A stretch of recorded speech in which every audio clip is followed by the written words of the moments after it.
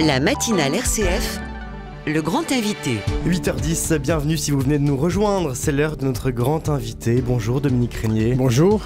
Vous êtes politologue, professeur à Sciences Po et directeur général de la Fondation pour l'innovation politique. Merci d'avoir ce matin accepté notre invitation. Hier, mobilisation très importante à l'occasion du 1er mai, mais toujours des images de violence très importantes, notamment à Paris, Lyon, Nantes. Des images qui, malgré leur violence, deviennent terriblement banales. Ces confrontations entre forces de l'ordre et certains manifestants ultra-violents, est-ce qu'il faut résoudre à s'y habituer ? C'est une possibilité, oui, parce que nous voyons bien que notre débat politique ne parvient pas à se déployer, ne gagne pas en profondeur, ne gagne pas en intérêt. Et au fond, cette espèce de radicalisation du discours dans le fond, puisqu'il y a eu beaucoup de propos qui ont été tenus, me semble-t-il, visant à accréditer la thèse d'un déficit démocratique dans le pays, d'une dérive autoritaire, enfin toute une série de qualificatifs excessifs. Excessif, bien sûr, et qui donnent le sentiment à une partie de la société que seule la violence peut les aider à faire valoir leur point de vue. C'est quand même une tendance qui va s'inscrire, je pense, dans la durée, d'autant plus que en réalité, c'est une violence d'extrême gauche, celle-là en tout cas, et elle est le reflet d'un désarroi. Oui, de quoi est-elle le nom ? Y a-t-il que la réforme des retraites comme cause racine ? Y a-t-il autre chose ? Non, il y a autre chose. C'est un monde qui échappe à la gauche désormais. C'est une très mauvaise nouvelle parce qu'on aurait besoin, nous, d'une cette dialectique entre une gauche et une droite, pour dire voilà, qu'il y a des points de vue différents qui sont en interaction. Or, la gauche, à sa manière, parce qu'elle n'a pas su saisir le monde dans lequel nous sommes entrés maintenant depuis un quart de siècle. La globalisation, c'est quand même le marché, c'est quand même la compétition. C'est un paradigme qui appellerait les gauches à révolutionner leur logiciel. Elles ne l'ont pas fait, elles sont restées en particulier en France. Il y a à peu près la même chose à dire pour la droite. Oui, c'est ce que j'allais dire. La droite ne va pas beaucoup mieux, notamment la droite historique. Exactement. Hier, la droite ne manifestait pas, mais je voulais faire ce rappel quand même, pas qu'il ait mal entendu. Et au fond, nous sommes dans un pays d'ailleurs qui n'a pas pris la mesure de ce qui nous arrive depuis un quart de siècle. Nous changerons d'époque, nous changerons de centre du monde.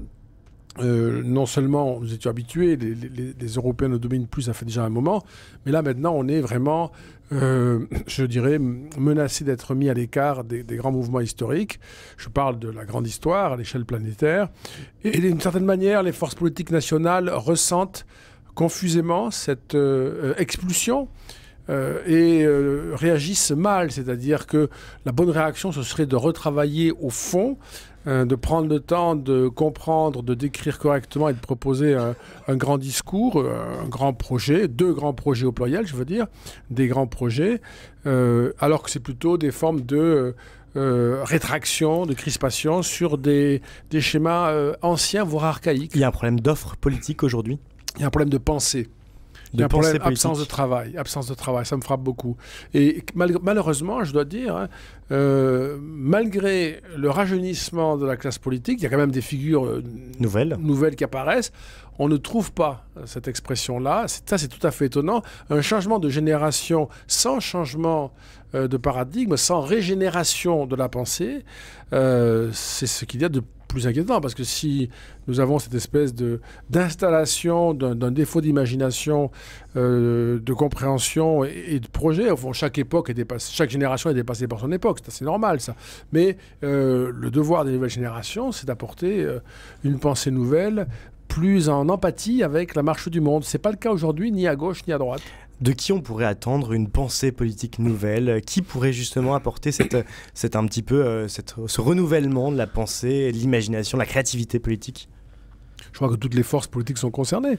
Des forces de gauche qui gardent leur idéal d'œuvrer en faveur de l'égalité, du progrès humain, de forme de justice à définir, mais on a quand même quelques idées en la matière, doivent non pas renoncer à leur idéal, mais penser aux conditions nouvelles qui rendent l'idéal possible. Est-ce que le problème, c'est pas aussi qu'on s'est rendu compte que la violence permettait d'arriver à ses fins politiques, et donc désormais il n'y a plus à imaginer de nouvelles idées politiques, la violence répond à l'objectif de prendre le pouvoir? À gauche, oui, à gauche il y a cette idée, alors ça ne marche pas en réalité, hein, mais il y a cette idée que l'on peut court-circuiter par la violence. Je ne crois pas que ce soit une idée qui apparaisse comme aux yeux même de la gauche. Hein. Je pense qu'à 90%, voire plus, la violence est une impasse perçue comme telle. Mais c'est plutôt un lien avec ce qu'on disait à l'instant, c'est-à-dire que si nous n'avons pas de partis politiques, de syndicats capables de proposer une nouvelle vision du monde, une vision du nouveau monde, on pourrait le dire comme ça, ce serait peut-être moins perturbant, une nouvelle vision du monde dans lequel nous sommes aujourd'hui, dans la mesure où il y a des formes d'opposition à ce monde, elles s'expriment de façon chaotique. La violence en est une expression. C'est aussi la responsabilité des élus et des représentants divers, des intellectuels, etc., qui s'intéressent à la gauche, en l'espèce, c'est le sujet, pour le moment, je veux dire. Mais c'est ce vide-là qui suscite une forme, soit de désengagement, abstention, désintérêt, indifférence, individualisme, soit de recours à la violence pour une minorité qui discrédite le mouvement. Pour autant, la NUPES, par exemple, c'est une forme de créativité politique, on ne s'y attendait pas, l'union des gauches. Oui, c'est pas le meilleur exemple qu'on peut donner parce que la NUPES est tenue par LFI, en particulier par Mélenchon, donc c'est un pouvoir très personnalisé, très autocratique. C'est assez piquant d'ailleurs de voir que les députés qui sont fédérés autour de Mélenchon adressent des critiques au pouvoir qui relèvent de l'accusations de dictature. Ça n'est pas une démonstration de démocratie ou de pluralisme, la LFI en tout cas.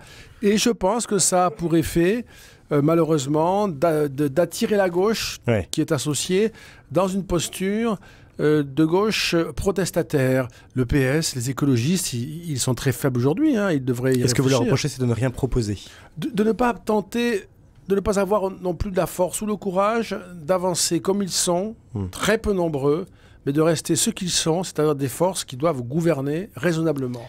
Et pourtant, peut-être se font-ils l'écho de cette France aussi périphérique. On a vu notamment pendant ces mobilisations contre la réforme des retraites, des villes moyennes, je pense à Albi, je pense à Quimper, des villes petites où il y avait des mobilisations qui étaient très importantes. Non, j'ai un désaccord avec cette appréciation depuis le début, et d'ailleurs ce qui s'est passé hier le confirme. Moi je n'ai pas vu d'éléments, ça fait quand même un moment maintenant, je n'ai pas vu d'éléments contre mon appréciation initiale. On a parlé... Qui est peut-être précisé. Hein, oui, bien sûr. Qui est peut-être... on a parlé de manifestations importantes. Non, elles ont donné lieu à des données précises. Il y a eu en moyenne 780 000 manifestants par manifestation, ce qui est très honorable, mais n'est pas du tout historique.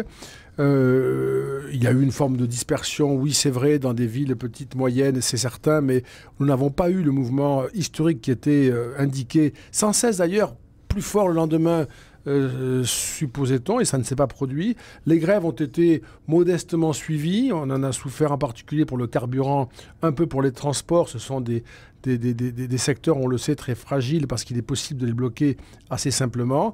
Les casserolades ont été une forme de protestation accablante en quelque sorte. Ça n'est pas sérieux, ça n'est pas possible de considérer qu'il y a là une modalité qui fait sens, sinon de manière folklorique, une fois comme cela.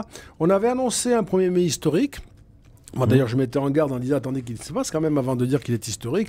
Il a eu lieu hier, ça n'est pas historique. Il était quand même notable, 7 fois plus de manifestants qu'il y a un an. Oui, parce qu'il y a très peu de manifestants au 1er mai, mais ce n'est pas du tout le 1er mai qui était attendu. Je me demande, moi, à quel moment on va comprendre que ce qui avait été espéré ne s'est pas produit, en tout cas par par les syndicats et les partis de gauche, et qu'il faut en tenir compte. Je maintiens la thèse que j'ai depuis le début. La société française n'est pas en profondeur hostile à cette réforme.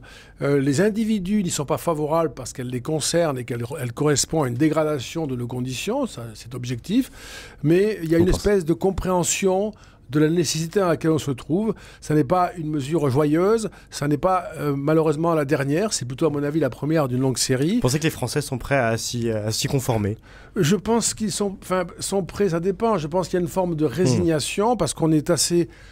on sait que nous vivons plus longtemps, on sait qu'il n'y a pas assez de nouvelles générations, que c'est un système par répartition, que s'il n'y a pas d'actifs, il n'y a pas de retraités. Donc on a compris cela, on n'est pas content quand même, parce qu'on ne nous l'a pas assez expliqué, parce qu'on n'a pas été assez informé peut-être, mais on connaît cette réalité et finalement on l'accepte. Il est 8h20, nous sommes avec Dominique Régnier pour évoquer avec lui la situation politique en France et les 100 jours. Emmanuel Macron qui a annoncé lors d'une allocution télévisée se donner 100 jours pour proposer de nouvelles choses, et Elisabeth Borne a présenté le programme concret. Elisabeth Borne, que l'on dit fragilisée. Est-ce qu'elle ira au bout des 100 jours, Elisabeth Borne? Ça, malheureusement, je ne peux pas répondre, mais je pourrais feindre de savoir la réponse. Je ne le ferai pas, je l'ignore complètement. Non, la difficulté, si vous voulez, moi, je voudrais souligner ça. Oui, elle est fragilisée. Oui, Emmanuel Macron est fragilisé aussi, parce qu'il n'a pas de majorité absolue et parce que sa situation est compliquée en termes d'opinion notamment, puisqu'il ne peut pas se représenter, il n'est pas confronté au risque de l'échec électoral.